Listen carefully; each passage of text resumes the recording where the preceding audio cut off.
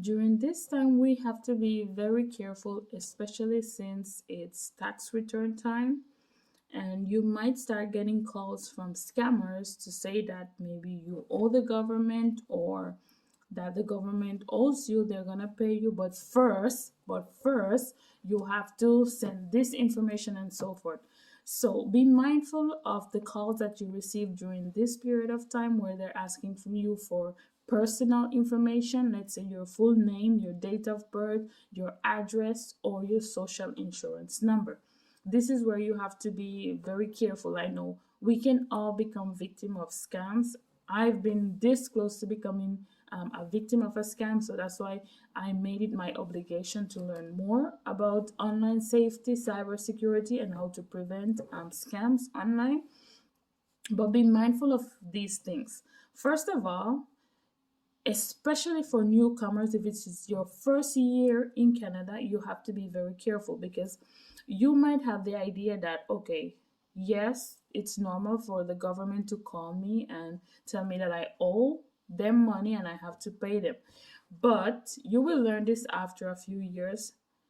But this is not the procedure of the government. They will not call you to tell you that they owe you. You will most likely receive a letter in your mailbox, your secured mailbox, because the Canadian Post mailbox are very secure.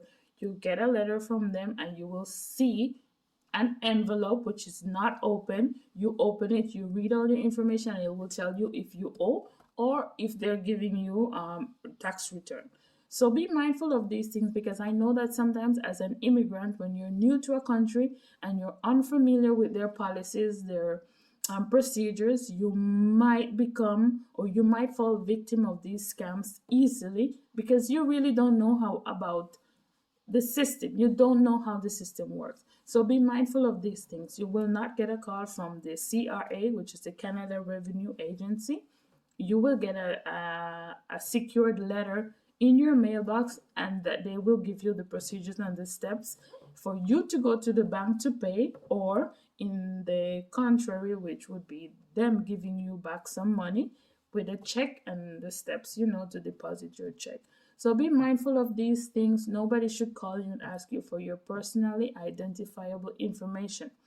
If they do, hang up the call and make sure to double check if it's possible. Call the Canada Revenue Agency, which I know sometimes it can be difficult because sometimes you call and you're on the line for more than 30 minutes up to an hour because they're really busy and they get a lot of calls daily, so we understand that. But just be mindful that nobody can call you and ask you for personally identifiable information, and if they do, you are not obliged to give it to them.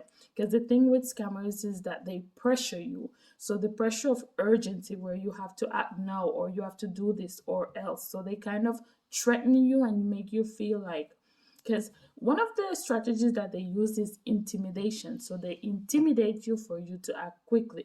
You don't have to act quickly. You have to take your time and double check and verify to make sure that whatever information that they're asking you is correct or it won't compromise you in any ways. But whichever way, I do not recommend that you give out any information over the phone to someone who you don't know, who is probably a scammer trying to get access to your personal information or your credit card information. So be mindful of this, especially during this time when it's tax return time.